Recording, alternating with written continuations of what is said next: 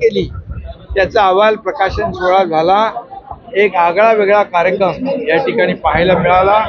गेल्या 10 वर्षामध्ये या कल्याण लोकसभेचा झालेला सर्वांगीण विकास या अहवालामध्ये आहे।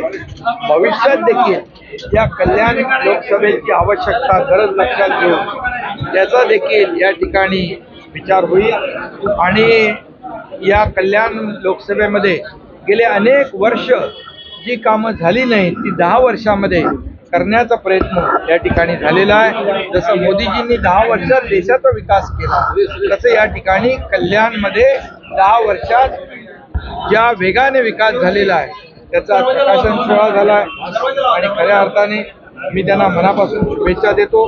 आणि या ठिकाणी कल्याण लोकसभेतल्या मतदारांनी पुन्हा एकदा संकल्प केलेला आहे की पुन्हा एकदा फिर एक बार खासदार श्रीकांत शिंदे यांना निवडून देण्याचा निर्णय निश्चय आणि संकल्प या कल्याण लोकसभा मतदारसंघातल्या मतदारांनी केलाय। मी त्यांचं मनापासून अभिनंदन करतो आणि मतदारांना देखील खूप खूप शुभेच्छा देतो।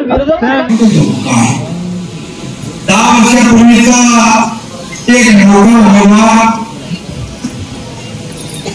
आणि आपण दिलेली साथ मला आठवते त्यावेळेस कल्याण पूर्वमध्ये आपले रक्षा मंत्री राजनाथ सिंह यांची सभा दुपारी आणि तिकडे एक पोलीस अधिकारी एकांकडे खासदार आपल्या स्टेजवर जरा व्यवस्था काय ते बघत होता। तो पोलीस अधिकारी मला ते कोणी नका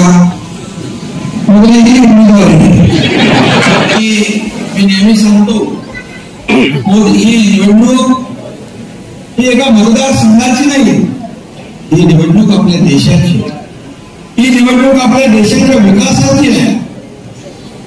आणि म्हणून मोदीजी आपल्या देशाला महासत्तेकडे नेणार आहे आणि म्हणून ही निवडणूक आपल्याला महत्वाची आहे। आणि खासदार डॉक्टर श्रीकांत शिंदे यांनी सांगितल्याप्रमाणे मग कल्याण, डोंबिवली, अमरनाथ, उल्हासनगर, दिवा, मुंब्रा या साऱ्या परिसराच्या विकासाला देखील आणखी गती देण्याचा प्रयत्न खासदार म्हणून होईल याचा विश्वास आपल्या सगळ्यांना। लोकांना काय पाहिजे याचा अभ्यास त्यांनी केला। खरं म्हणजे एक लोकप्रतिनिधी अभ्यासू असावा लागतो। लोकसभेत बोलणं म्हणजे खूप मोठी गोष्ट आहे। लोकसभेमध्ये देखील त्याने भाषण केलं आणि चांगलं वक्तव्यही त्याचा ते हनुमान चालीसा फटाफट बोलून मोकळा झाला। समोरचा माणूस मला हनुमान चालीसा ऐकायला आता हनुमान चालीसा खासदारांनी म्हणून दाखवली त्याचा आवाजच बंद झाला। हनुमान चालीसा